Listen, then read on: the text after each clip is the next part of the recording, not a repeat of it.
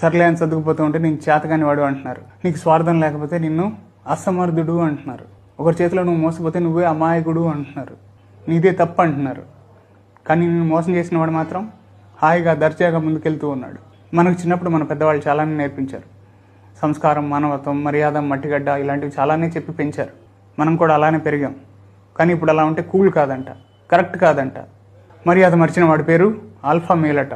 బాధ్యతలు మర్చిన వాడు యోలో అట.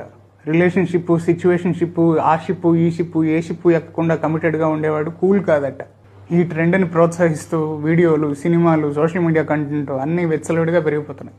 కానీ ఇవన్నీ నచ్చని, అసలు ఏంటో అర్థం కాక అందరూ మన వాళ్ళేలే, మంచి చేస్తే మంచి జరుగుతుందిలే, పక్క వాళ్ళతో అనవసరంగా మన గొడవలు ఎందుకులే అనుకునే మనలాంటి వాళ్ళందరి గొంతు బయటికి రాకపోతే ఈ పాశ్చాత్యపు పైత్యపు ధోరణిలో మన గొంతు మూగబోతుంది, మన ఉనికి మాయం అవుతుంది, మన మనుగడ శూన్యం అవుతుంది. అనిపించింది ఏదో బయటికి చెప్దాం. అది నచ్చకపోతే నచ్చలేదని చెప్దాం, నచ్చితే నచ్చిందని చెప్దాం. వాడెవడో ఆ పైత్యాన్నే ప్రోత్సహించినప్పుడు మన పద్ధతిని మనం ప్రోత్సహించడంలో తప్పే ఉంది చెప్పండి. గుంట నక్కల మధ్య లేడిపిల్ల మనగలిగేనా? గొంతు విప్పకుంటే కాకుల మధ్య కోయలో ఉందని తెలిసేనా? స్వార్థం తప్ప అన్యం ఎరుగని సమాజంలో మామూలు మనిషి తనలా మిగిలేనా? రోజు రోజుకి మంచితనం యొక్క అర్థమే మారిపోతుంది. కాబట్టి మనకు తెలిసిన మంచిని మాత్రం మంచిగా చూసుకుందాం. జై హింద్.